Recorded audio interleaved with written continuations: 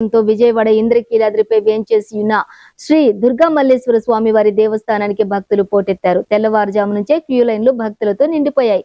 భక్తుల రద్దీ విపరీతంగా పెరగడంతో అందరికీ త్వరితగతిన దర్శనం కల్పించేందుకు ఆలయ అధికారులు కీలక నిర్ణయం తీసుకున్నారు. ఉదయం 10 గంటల నుండి మధ్యాహ్నం 2:30 వరకు అంతరాలయ దర్శనంతో పాటుగా విఐపి దర్శనాలకు పూర్తిగా నిలిపివేశారు. అయితే కేవలం సర్వదర్శనం లైన్ల ద్వారానే భక్తులను అనుమతించారు.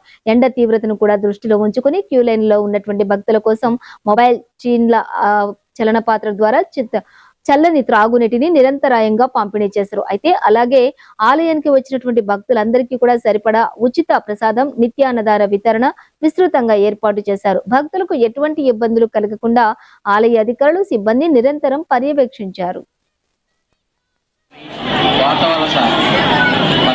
బాబు మీరు ఎక్కడున్న మైక్ ప్రచార కేంద్రం రావాలి. మైక్ ప్రచార కేంద్రం మొత్తం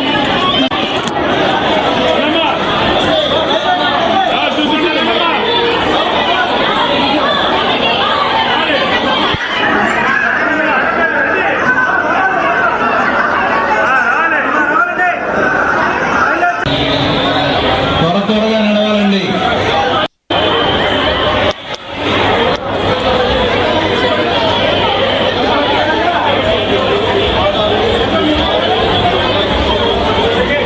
టికెట్ చేత పట్టుకొని నడవాలి. 100, 300